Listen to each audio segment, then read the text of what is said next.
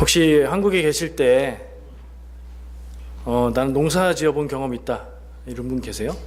박시아 장로님, 네, 지금도 농사하고 계시죠? 수요일 날도 똑같은 질문을 한번 해봤더니 농사를 해보신 분도 안 계시고 농촌에서 살아본 분도 안 계시더라고요.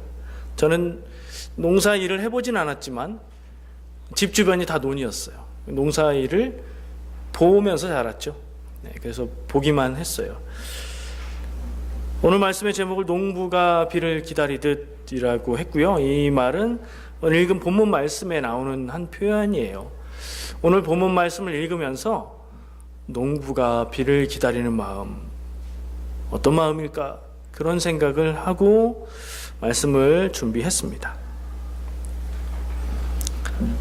물 얘기부터 한번 시작을 해볼게요. 물 마셔야 되잖아요. 물 안 마시면 사람이 죽어요. 그런 면에서 볼 때 물은 생명의 기본 요소가 되는 것 같아요. 인류학을 보더라도 물이 풍부한 곳에서 사람들이 모여 살기 시작했어요. 물이 없으면 죽고 물을 가까운 데서 구할 수 있어야 편하니까 거기 모여 살기 시작한 거죠. 사람들이 모여 살기 시작하면 어떻게 되죠? 거기 막 모이는 거예요. 딴 데보다 거기가 사람이 많은 거예요. 모여 살기 시작하고 도시가 생겨나죠. 그래서 최초의 문명들은 다 강가에 생겨난 것을 볼 수가 있죠. 물의 또 다른 특징이 있죠. 물은 생명의 기본이 된다는 특징 말고도 물을 언제 사용하죠? 먹는 거 말고 씻는 데 사용을 하죠. 물로는 무엇이든지 깨끗하게, 거의 대부분 깨끗하게 씻을 수 있어요. 물은 깨끗하게 만든다는 그런 상징도 갖고 있죠. 또 한편으로 물은 파괴적이고 생명을 죽게 만드는 그런 능력도 있어요. 홍수가 나면 그렇죠. 화재가 나는 거하고 홍수가 나는 거하고 이 영향력이, 홍수가 나는 게 파괴력이 훨씬 더 크다고, 두렵다고 얘기해요. 삶의 모든 터전이 파괴되기도 하고 많은 생명들을 잃기도 하죠. 이런 것들을 생각해 볼 때 물이라는 거는 정말 나 개인의 삶에도 그렇고 인간 전체의 삶에도 볼 때 정말 중요한 것인 게 틀림없어요. 오늘 야고보서 말씀에서 농부가 비를 기다린다는 표현이 있었어요. 이스라엘도 가나안 땅에 정착하고 나서는 농사를 짓고 살았어요. 물론 농사만 지은 건 아니죠. 가나안 땅에 정착하기 전에는 이 사람들은 대대로 유목민이었어요. 그러니까 이집트 땅에 들어갈 때도 가축을 키우는 그런 일로 들어갔고, 그 이전의 족장들의 삶을 봐도 아브라함부터 이어지는 족장들의 삶도 유목하는 삶이었어요. 가축을 키우면서 가축들이 먹을 수 있는 풀이 있는, 물이 있는 곳을 따라서 이동하는 삶을 살았었죠. 드디어 이스라엘이 가나안 땅에 들어가서 정착 생활, 한 군데 눌러 사는 생활을 했고 거기에서 농사를 지으면서 살기 시작을 했어요. 이스라엘의 농사는 뭘까요? 우리가 농사 그러면 뭐 떠올리세요? 깻잎? 네. 논에 있는 쌀, 벼. 요즘 아이들은 쌀이 어디서 나오는지 잘 모른대요. 그래서 쌀나무? 막 이런데요. 논을 본 적이 없어가지고. 근데 그거하고는 좀 다르겠죠. 아무래도 이스라엘은 다른 나라, 다른 기후니까요. 그리고 예수님 때 옛날에 이스라엘의 농사는 어땠을까? 저도 좀 조사가 필요했어요. 조사해보니까 성경에 나오는 내용을 근거로 우리가 짐작을 할 수 있겠죠. 룻기에 보면요, 보리농사, 밀농사 얘기가 나와요. 룻기에서 나오미와 룻이 다시 이스라엘로 돌아갔을 때 보리를 추수하는 때였다, 이런 내용이 나오거든요. 그러니까 보리와 밀농사를 지은 게 확실하네요. 보리와 밀, 곡식을 키웠고 그것들로 이제 음식을 삼은 거죠. 그리고 또 생각해 보면 민수기와 출애굽기 이런 데에 나오는 이스라엘 백성이 가나안 땅을 정탐할 때 거기 가서 뭘 따왔다고 하죠? 포도가 엄청 컸다, 그런 기록이 있지요. 포도도 많이 농사를 짓는 대표적인 농작물 가운데 하나인 것을 확인할 수 있었고요. 예수님이 길 가다가 배고프셔서 뭐 먹을 거 없나 하시면서 무화과 나무를 봤는데 열매는 없고 잎만 무성했다.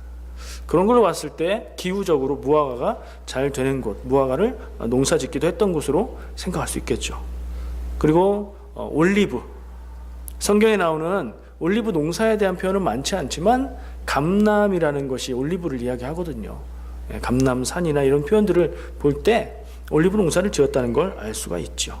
쌀은 없었어요. 그러니까 세계적으로 볼 때 주식의 곡물을 쌀로 먹는 지역이 있고 밀을 먹는 지역이 있죠. 이 동네는 쌀이 아니라 밀을 주로 먹는 동네였던 것 같아요. 그러면 생각해 볼 수 있는 게 성경에 있는 떡이라는 표현이 있죠. 떡은 뭐로 만들어요? 쌀로 만들죠. 성경에, 한글 성경에는 떡으로 번역했지만 이게 원래는 떡은 아니겠구나. 우리가 확인할 수 있는 그런 내용이죠. 농사를 지으면요, 뭘 농사하든지 가장 중요한 두 가지 요소가 있어요.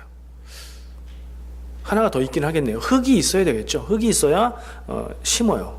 그 다음에 중요한 거 두 가지는 햇빛과 물이죠. 햇빛이 적절하지 않으면 식물이 못 살고요. 물이 적절하지 않으면 식물이 못 살아요. 너무 많아도 안 좋고 너무 적어도 안 좋아요. 햇빛과 물이 적당히 있어야 되는데 이스라엘은 햇빛은 뭐 풍성해요. 근데 물은요? 물이 조금 부족해요. 그 동네가. 하나님이 가나안 땅을 젖과 꿀이 흐르는 땅이라고 하셨는데 그건 비가 잘 올 때 얘기고 비가 잘 안 오면 농사가 곤란해지는 땅이에요. 제가 조사를 해보니까 지금의 현대의 이스라엘의 평균, 그러니까 1년의 총 강수량이 1년 전체에 오는 비와 눈을 합한 게 500mm에서 750mm 정도 된대요. 농업을 모르신다고 그랬죠. 전 농업 배웠거든요, 학교 다닐 때. 이 정도면 비가 적은 편이고 건조한 기후예요. 우리나라의 평균 강수량은 약 1500mm. 이건 밀리미터는 길이잖아요. 물을 그대로 받으면 그만큼 쌓일 만큼 1년 동안 온다는 얘기예요. 한국이 그 정도인데 이스라엘은 거기에 비해서 적게 오면 500, 많이 와야 750. 비교가 좀 되시죠. 물이 풍부한 곳은 아닌 거예요. 게다가 건기와 우기가 나눠져 있어요. 1년 동안 골고루 비가 오는 게 아니에요. 비가 오는데 특이하게 겨울에 비가 와요. 11월쯤부터 한 3월쯤까지 겨울이 우기예요. 그래봤자 많이 오는 우기는 아니에요. 그때 비가 자주 와요. 그때의 비의 대부분이 오고 나머지 기간은 건기예요. 비가 거의 안 와요. 겨울이라서 특이하다고 생각했는데 겨울의 기온이 가장 추운 날의 새벽 가장 추운 온도가 한 5도 정도 된대요. 이스라엘 전체 평균으로 5도에서 가장 추운 날이 5도에서 12도니까 겨울에 오히려 농사하기 좋은 기후인 것 같아요. 그래서 오늘 말씀에 나오는 농부가 기다리는 비가 뭐라고 본문에 기록이 되어 있죠? 농부가 이른 비와 늦은 비를 기다린다. 이른 비는 먼저 오는 비고 늦은 비는 나중에 오는 비겠죠. 이른 비는 건조하다가 초반에 오는 비를 얘기하는 거예요. 10월 말이나 11월 정도에 오는 비를 얘기하는 거고요. 그때부터 비가 간간히 오기 시작해서 3월쯤 되면은 끝물에 마지막 비가 오고 건조한 기후로 바뀌는 거예요. 근데 이 강수량의 대부분을 차지하는 11월부터 3월까지의 비가 그때 안 오면요. 기후는 왔다 갔다 하니까 대체로는 그때 비가 오는데 안 오면 그 해 농사가 굉장히 힘들게 되는 거예요. 우리가 그걸 좀 기본 지식으로 알고 생각할 필요가 있죠. 오늘 말씀에 비를 기다리는 농부라는 표현에서 저는 두 가지 상황을 상상해 봤어요. 농부가 비를 기다리는 상황이 뭐가 있을까요? 하나는 단순해요. 하나는 와야 될 때, 올 거라고 생각하고 있을 그때 비가 오는 거예요. 정상적인 상황이죠. 기대했던 대로 되는 그런 거. 그거 뭐라고 표현할 수 있을까요? 신앙적으로, 영적으로, 상징적으로는 은혜라고 할 수 있을 것 같아요. 우리 삶에 오는 하나님이 주실 것이라고 예상하고 하나님이 허락하실 것이라고 예상되는 그 은혜, 일상의 은혜예요. 그걸로 생각할 수 있는 상황이 있고 또 다른 상황이 있어요. 성경에도 이스라엘에 비가 몇 년 동안 안 왔다 이런 기록들이 있죠. 비가 와야 되는 그때에 한 몇 해만 비가 건너뛰어 버리면 수년이 농사가 흉년이 되는 거예요. 그런 가뭄이 들면 농부가 비를 기다리는 마음이 어떨까요? 간절한 거죠. 그거는 그냥 일상을 통해 주시는 잔잔한 따뜻한 은혜 이런 게 아니라 이건 안 주시면 우리가 다 죽어요. 살 수가 없어요. 그런 느낌에 정말 간절히 기다리는 마음인 거예요. 농부가 비를 기다리는 마음은 일상을 통해 주시는 하나님의 촉촉한 따뜻한 은혜일 수도 있고, 흉년에 가뭄이 들었을 때의 상황이라면 정말 이번에 오늘도 안 주시면 내일도 안 주시면 어떻게 살아요? 우린 죽어요? 하늘만 바라보고 그런 간절한 마음이라고 생각할 수 있겠죠. 나는 하나님께 어떤 은혜를 기도하며 지금 나에게 필요한 은혜는 뭘까 한번 생각해 보시기 바래요. 농부가 비를 기다리는 것처럼 하나님의 은혜를 기대하고 기다리는데, 나는 지금 하나님의 어떤 은혜를 바라보고 기대하고 있는가? 한번 마음속에 그것을 그리면서 나누면 좋겠어요. 여러분들 살면서 기다리는 일들이 있죠? 뭘 기다리세요? 토요일, 주일, 주말을 기다리는 사람도 있을 거고요. 오랫동안 기다리는 일 가운데 이민하는 거, 영주권 받는 걸 기다릴 수도 있겠죠. 만약에 로또리, 복권을 샀다면 뭘 기다릴까요? 발표하는 날을 기다려야 되겠죠. 그거 저는 한 번도 사본 일이 없는데 그렇게 하라는 건 아니고요. 사면은 발표할 때까지 기분이 좋다면서요. 기다리겠죠. 불프 기다리십니까? 불프 아세요? 블랙 프라이데이. 쇼핑의 특별한 날이죠. 캐나다는 원래는 전통적으로는 언제가 쇼핑 날이죠? 박싱데이, 성탄절 지난 다음 날, 그리고 그 한 주간 박싱 위크. 저희가 처음 캐나다 와가지고 그 한 주간 동안 필요한 걸 막 샀던 기억이 나요. 성탄절 예배 한국에서 드리고 그리고 와가지고 바로 그때 캐나다에 왔거든요. 저는 인터넷 쇼핑을 주로 해요. 싼 걸 찾아서 교회 물건도 그렇고 집에서 쓰는 것도 그렇고 인터넷 쇼핑을 해요. 근데 많이 기다려야 돼요. 캐나다에선. 그렇죠? 한국에서는 오늘 주문하면 내일은 분명히 와요. 내일 안 오면 전화해야 돼요. 어떻게 된 거냐고. 근데 여기서는 오늘 주문하면 빠르면 2주, 보통은 한 달, 길면 2달. 저는 한 몇 번은 지정된 날짜까지 안 와서 환불해 주세요. 환불 받고 그리고 나서 한 2주 있다가 물건을 받은 적도 있어요. 야, 캐나다 대단한 것 같아요. 근데 올 때까지 굉장히 기다립니다, 저는.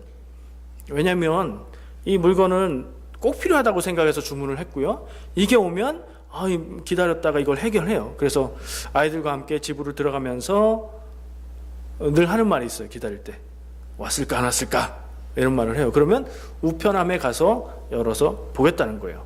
그리고 애들한테 오늘도 안 왔다 얘기를 해요. 그런 사소한 것들을 기다리는 것도 우리의 삶에 어떤 의미가 있어요. 근데 정말 중요한 것을 기다리는 것, 정말 중요한 것을 바라보는 것, 그건 더 중요하겠죠. 그러니까 우리의 삶에 내가 기다리고 바라보고 늘 생각하는 게 많이 있는데 어떤 것들은 사소한 거예요. 나는 거기에 마음을 굉장히 많이 쓰고 있지만 인생 전체를 볼 때 그건 작은 부분, 없어도 되는 것일 수도 있어요. 근데 거기에 집착하다 보면, 그것만 생각하다 보면 인생에 꼭 필요하고 가장 중요하고 놓치면 안 되는 건데 그거에 대한 생각을 잊고 지낼 때가 있어요. 사소한 거에 마음을 쓴다고 해서 나쁜 건 아니에요. 사소한 것들에 마음을 많이 쓰는 사람을 좋은 말로 뭐라고 해요? 세심하다고 얘기하죠. 소심 아니고 세심. 예, 마음을 잘, 조그만 거 하나하나까지 잘 살핀다는 거예요. 그건 좋게 말해서 그런 거고요. 나쁘게 말하면요, 야, 뭐 이렇게 중요하지도 않은데 집착을 하니? 라고 말할 수 있죠. 근데 사람의 마음에 에너지는 한계가 있어요. 한 군데에 마음을 많이 쏟으면 다른 거에는 덜 가게 돼 있거든요. 중요한 것에만 마음을 쏟는 사람이 있어요. 중요한 것만 신경 쓰고 그 나머지 것들은 전혀 신경 안 쓰는 사람도 있어요.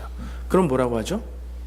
그 사람은 단순해요. 삶이 단순해요. 왜요? 중요한 것만 바라보고 나머지는 그냥 놔두고 사니까요. 단순한 인생이 좋을까요? 세심한 인생이 좋을까요? 좋게 보면 다 좋고 다르게 말하면 다르게 말할 수도 있겠지만 중요한 것을 놓치고 세심한 사람은 헛사는 것 같아요. 어떻게 살든지 중요한 것은 놓치지 말아야 돼요. 여러분들 마음에 기다리고 바라고 이것만 되면 하고 생각하고 있는 일이 한번 물어볼 필요가 있는 거예요. 이거는 사소한 것인가? 내 인생에 없어도 별 문제가 없는 건가? 아니면 이건 꼭 있어야 되고 꼭 이루어져야 되고 그렇게 중대한 것인가? 한번 그렇게 질문을 해 보시기를 바랍니다. 오늘 읽은 성경 말씀 본문에 보니까요, 강조되는 표현이 있어요.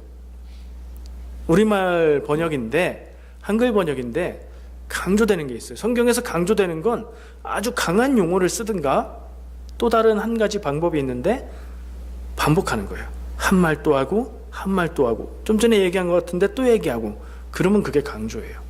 읽은 본문에서 한번 찾아보실래요? 무엇이 강조되고 있는지. 3번 나오는 표현이 있어요. 네. 어떻게 참으래요?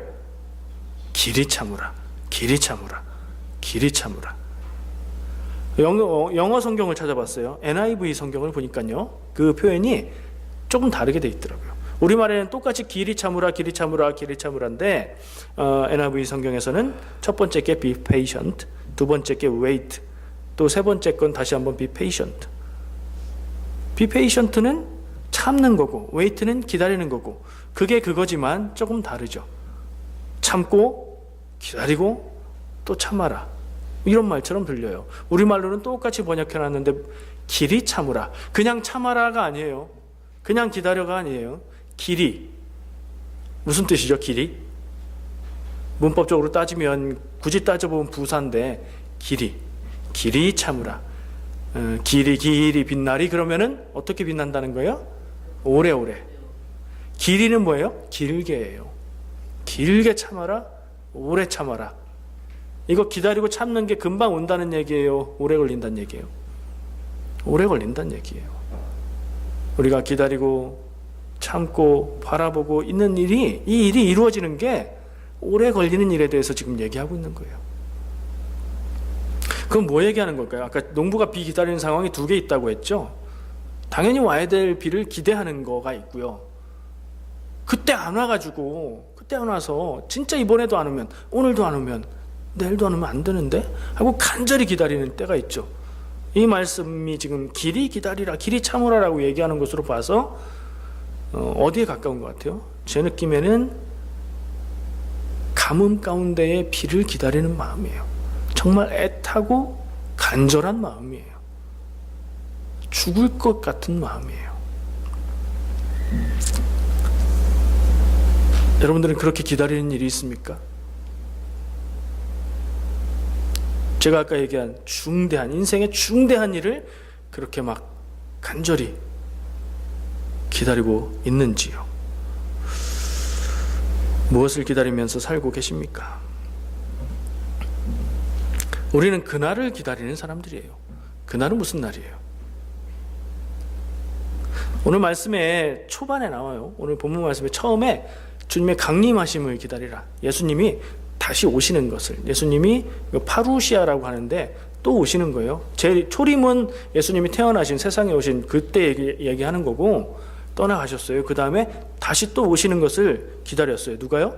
우리도 기다리고 있지만 이 야고보서를 쓰고 읽었던 초기 교회 사람들이 예수님을 기다렸어요. 곧 오실 거라고 생각하고 예수님을 기다리면서 모여 살고 공동생활하고 간절히 기다렸어요. 왜냐하면 살아가고 있는 인생이 만만치 않아서요. 사는 인생이 막 평안하고 만족스러우면 예수님 오실 날을 기다릴까요? 예수님 오셔서 마지막 때 그날이 되면 모든 것이 다 끝나고, 세상의 모든 것이 다 끝나고 새롭게 가는데, 이 세상에서 사는 삶이 너무 좋고 평안하고 부유하고 행복하면 그날을 기다릴까요? 안 기다리겠죠. 그 예수님의 오심을 기다리는 사람들, 초기 교회 사람들은 삶이 고달프고 너무 힘든 사람들이었어요. 그래서 그 사람들은 정말 죽을 것 같은 마음으로 주님 오시는 날을 기다렸어요. 그런데 오늘 말씀 가운데 그들에게 주시는 얘기는 곧 오시니까 조금만 더 기다려가 아니라 굉장히 오래 걸릴 수도 있으니까 길게 참으면서 인내하면서 기다리라 라고 얘기를 하고 있는 거예요. 자리를 좀 확인할 필요가 있어요. 이 본문 말씀이 시작이 무슨 말로 시작하죠? 그러므로로 시작하죠. 성경을 읽을 때 이런 말은 그냥 넘어가기 쉬워요. 근데 그러므로 어떻다라는 얘기를 하는 건 그 앞에 중요한 얘기가 있다는 얘기예요. 본문을 앞뒤를 살펴보니까 앞에 나오는 얘기가요, 부유한 자들에 대해서 경고하는 말씀이에요. 부자들에게 너희들이 가지고 누리고 있는 재물과 권력은 쓸모없게 된다. 그것은 녹슬고 그것은 더 이상 힘이 없게 된다. 근데 너희들은 의인을 죽이고 괴롭혔다. 그래도 된다고 생각하고 그래도 되는 세상에서 그렇게 살고 있다. 근데 그것이 끝나는 때가 온다. 이 얘기를 한 거예요. 그리고 나서 형제들아 라고 말을 바꿔요. 그러니까 1절부터 6절까지는 말하는 대상이 제가 붙인 거지만 악한을 붙였어요. 저는 악한 부자들과 권력자들을 향해서 경고하는 거예요. 너희들 지금 너희들이 최고라고 생각하고 끝이 없을 거라고 생각하고 그렇게 살아가고 있는데 그 날은 끝나.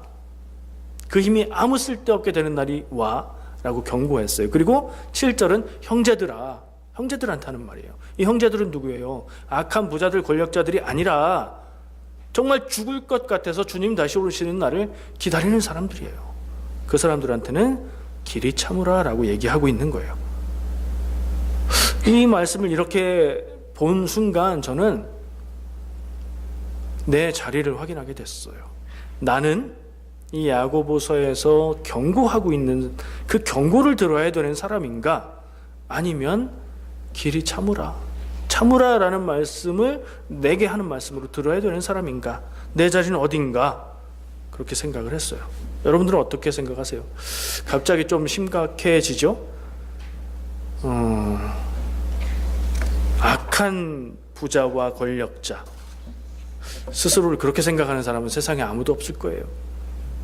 다른 사람들이 그렇게 볼 수도 있고요. 중요한 건 하나님이 어떻게 보시느냐겠죠. 이걸 뭘로 판단할 수 있을까요? 나 스스로 나를 물어봤을 때 내가 지금 경고받고 있는 악한 부자와 권력자인가 아니면 형제들인가를 판단하는데 나는 형제들 할래. 그런다고 되는 건 아니잖아요. 뭘로 판단할 수 있죠? 저는 생각해 봤어요. 내 마음속에 만약에 남보다 더 잘 되고 내가 남보다 더 갖기를 원하고 이런 마음이 누구나 있긴 하죠. 그러나 그것만 생각하고 그리고 다른 사람이 내 곁에 있는 사람이 아프고 힘든 일에 정말 힘들구나 힘들겠구나 내 마음도 아파 이렇게 공감이 안 되는 내가 생각할 때 내가 그렇다면 그리고 부자가 되고 싶고 권력자가 되고 싶고 그게 목적이라면 어쩌면 우리는 경고를 들어야 되는 삶일 수도 있어요. 내가 교회에 있다고 내가 하나님이 주시는 복을 바라고 있다고 그것도 좋지만 한번 잘 생각해 보세요. 내가 잘 되고 평안한 걸 원하는 건 자연스러운 거지만 내가 남이 어떻게 되든 나는 관계없고 내가 더 평안하기 원하고 내가 더 갖기 원하고 나만 괜찮으면 no problem 문제가 없고 아프고 힘들고 괴로운 사람이 있는데 그 사람들을 봐도 내가 저 사람이 나하고 무슨 관계가 있길래 아무런 마음의 움직임이 없다면 경고를 들어야 되는 자리일 수도 있어요. 약하고 가난해서 눈물을 흘리는 사람들이 있습니다. 우리가 그럴 수도 있고 그런 사람들을 알 수도 있어요. 그 사람들을 심정적으로 내 마음으로 우리라고 받아들이는 사람은 형제들 쪽으로 가는 사람일 것 같아요. 왜 그러냐면요, 가난하고 약한 게 옳은 것이고 부자고 힘이 있는 게 틀린 건가? 그런 게 아니라 하나님의 눈길과 마음이 그곳에 있기 때문이에요. 기준은 하나님이에요.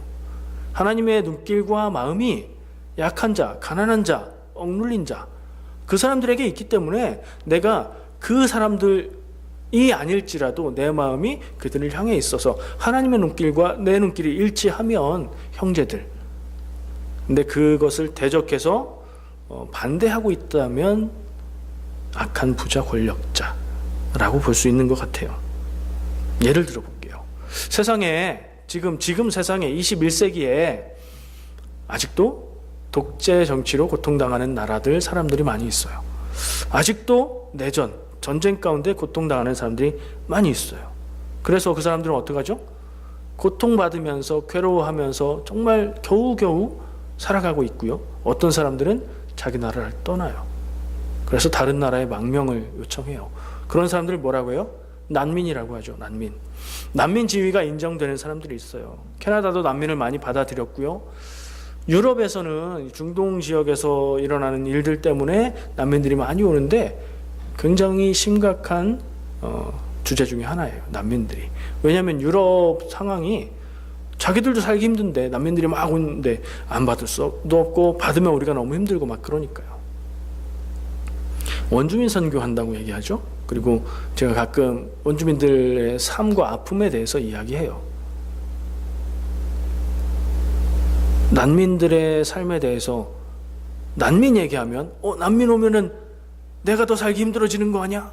이게 아니라 나라도 잃고 삶의 터전도 없는 사람들, 그들을 향한 마음에 감동이 있고 아픔이 느껴지고 슬픔이 있다면, 원주민들의 이야기를 듣고 정말 슬프고 힘든 사람들의 이야기를 듣고 눈시울이 적셔지면서 마음이 움직이고 내가 뭘 할 수 있을까 하는 마음이 든다면, 그러면 형제들, 왜요? 아까 말했잖아요. 하나님의 마음이 그렇고 하나님의 마음의 방향이 그러니까. 근데 뭐 그런가 보지, 그 사람들은 그렇고 나는 나야, 관심 없어. 그러면 반대쪽. 여러분 어떠십니까? 여러분을 비난하거나 비판하려고 하는 말 아닙니다. 다만 우리가 기억할 필요가 있다는 거죠. 내가 어느 자리에 있는 것이 하나님 편에 속하는 일인가? 편가르기가 아니고 하나님의 눈길과 마음을 기준으로 우리의 자리를 정해야 된다는 얘기입니다. 오늘 본문 말씀의 그 핵심을 한마디로 정리하면 믿음으로 인내하라인 것 같아요. 믿음 갖고 어렵고 힘들어도 참고 견뎌라. 이런 표현이 있습니다. 우리말에 당모가지 비틀어도 새벽은 온다. 깜깜할수록 새벽이 가까워 왔다. 또 이런 표현도 요즘에 많이 하죠. 이 또한 지나가리라. 어렵고 힘든 일을 겪으면서 이런 생각하면 좀 위로가 되나 봐요. 성경은 어렵고 힘든 삶을 살아가는 사람들에게 믿음으로 인내하라고 이야기를 해요. 그리고 그 얘기는 주로 서신서에 나오죠. 그러니까 믿음으로 인내하라는 주제는 대체로 편지, 사도들의 교회를 향한, 성도들을 향한 편지에 많이 나와요. 왜냐하면 그 시대가 인내할 수밖에 없는 시대였기 때문에 그래요. 초기 교회 때 교회는 세상에 환영을 받았나요? 박해를 받았나요? 박해를 받았어요. 교회는 시작부터 태생부터 박해받는 사람들이었어요.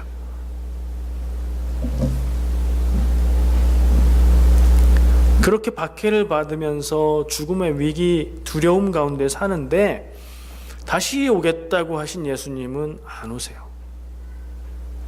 예수님의 오심은 계속 미뤄지는 것 같아요. 견디고 견디면서 살아왔는데 수십 년이 지났고 왠지 곧 안 오실 것 같은 느낌이 드는 거죠.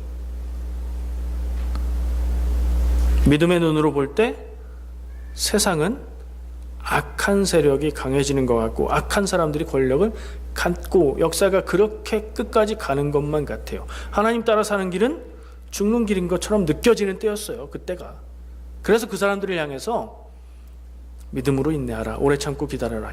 길이 참고 기다리라 라고 얘기를 한 것 같아요. 그럼 지금은요? 지금 세상은 어디로 가고 있나요?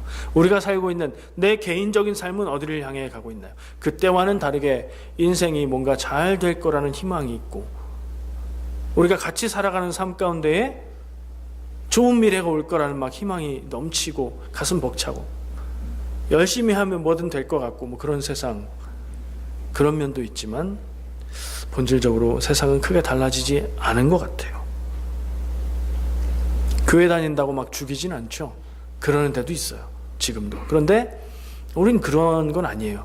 더 두려운 건 내가 교회 다닌다고 하면서 나를 향한 내 안의 죄의 유혹 때문에 내가 무너질까 봐, 그게 더 두려운 것 같아요. 예수님이 짠 오시면 좋겠어요. 어떤 날은 기도하면 그냥 하나님이 탁 들어주시면 좋겠어요. 근데 그게 그렇게 되지가 않더라고요.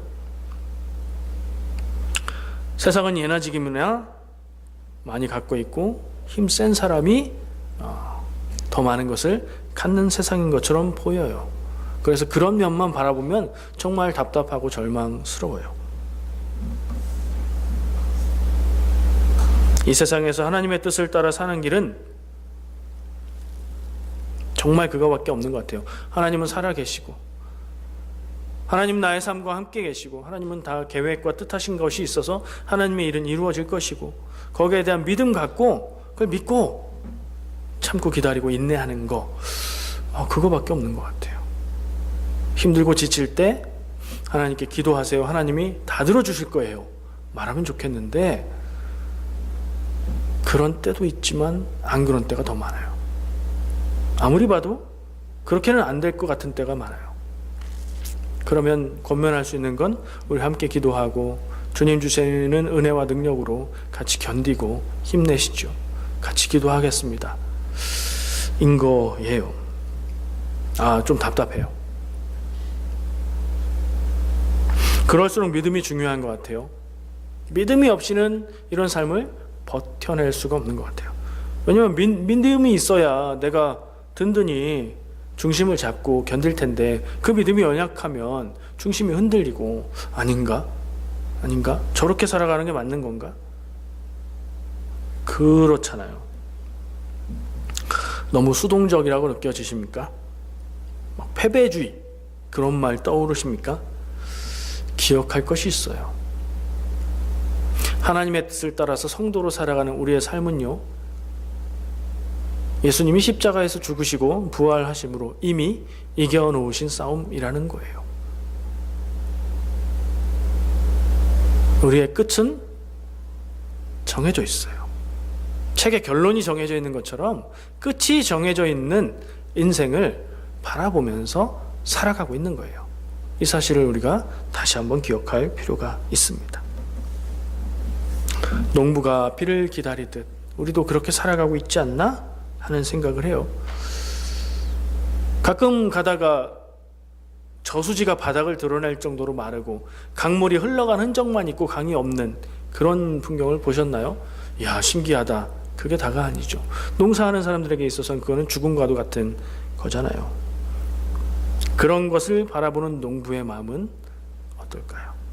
우리의 삶에 안타깝고 타들어가고 메말라가는 그런 삶을 살아가고 있는, 그런 삶 가운데 있는 사람의 마음은 어떨까요? 똑같은 마음이겠지요. 그럼 무엇을 할 수 있을까요, 그때? 오늘 말씀이 주는 결론은 길이 참고 기다리라 인데, 한번 생각해 보세요. 농부 얘기했으니까 농부의 입장에서 생각해 보죠. 비가 안 와요. 농부는 뭘 할 수 있을까요?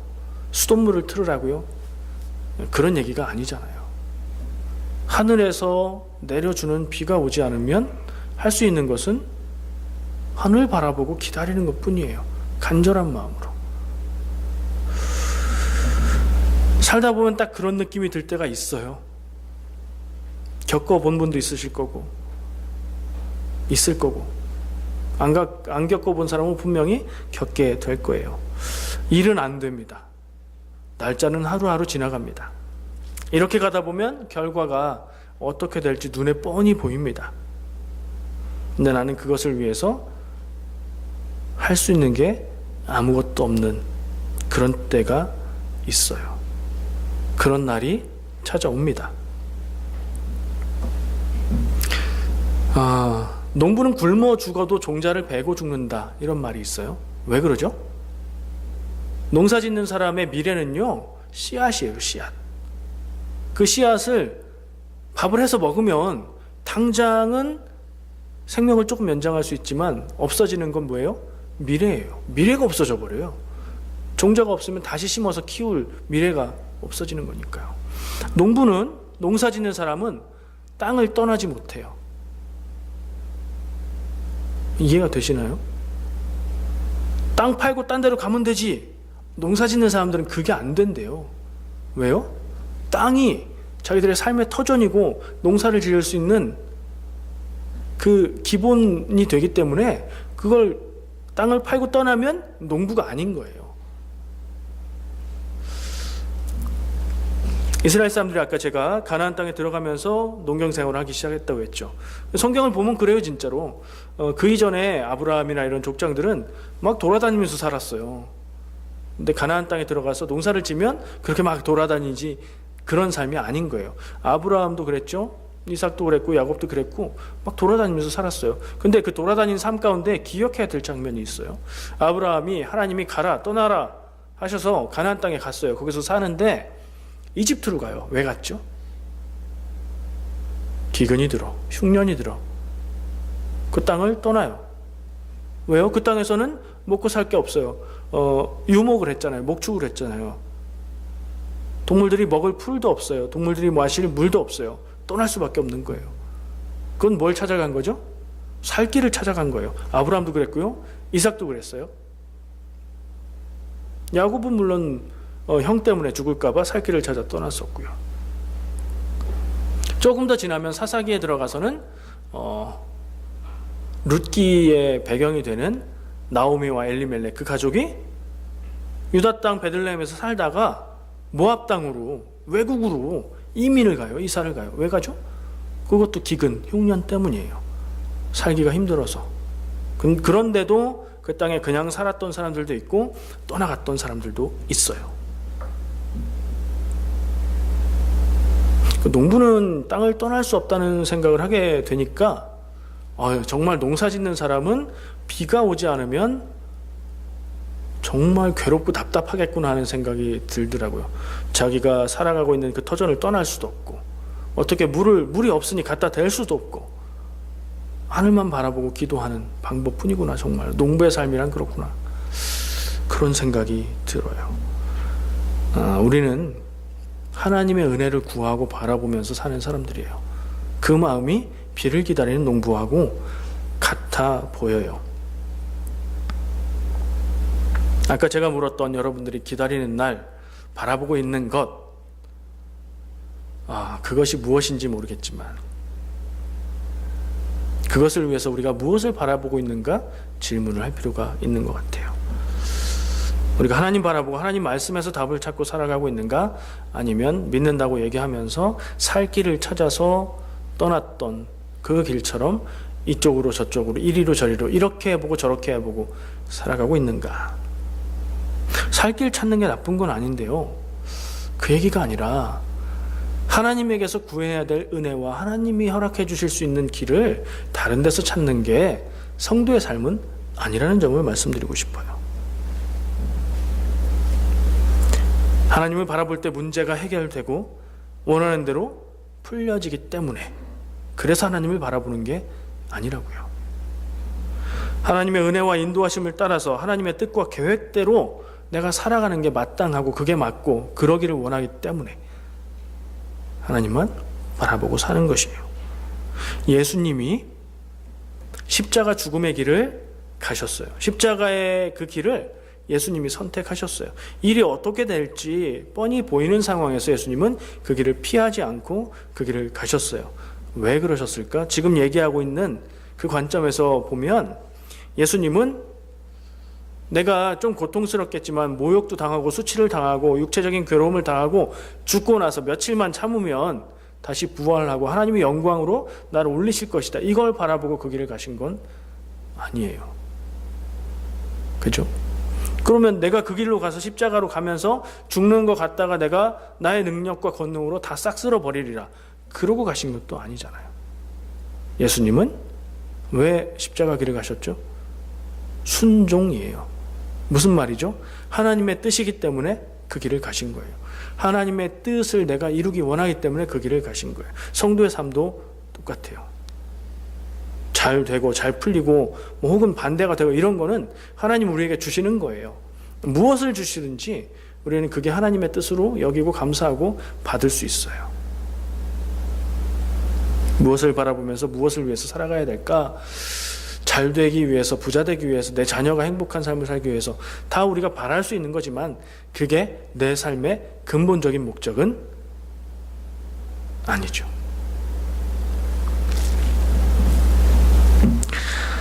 아브라함 얘기를 했지만 성경에 나오는 사람들 이야기를 봐도요, 그 사람들이 우리랑 크게 다르지 않았어요. 시대가 다르고 뭐 배경이 다르고 상황이 달랐지만 본질을 보면 살기가 만만치 않은 삶을 살았어요. 다 그래요. 근데 각기 반응했던 방법은 달라요. 아브라함 예를 들었었죠 아까. 아브라함은 살 길 찾아 터전을 떠나는 방법을 택했었어요. 그러나 하나님이 함께 하신 세월이 쌓이고 하나님의 인도하심을 경험하고 믿음이 생기자 그는 자기의 그 무엇보다도 귀한 아들도 내어줄 수 있는 믿음의 삶으로 나가게 됐어요. 우리의 삶도 그 과정이라고 생각을 해요. 이게 마지막 질문으로 남습니다. 살 길을 찾아 이렇게 저렇게 떠돌아다니는 삶을 살 것인가? 비를 기다리는 농부처럼 하나님을 바라보고 그 은혜를 간절히 사모하며 구하는 삶을 살 것인가?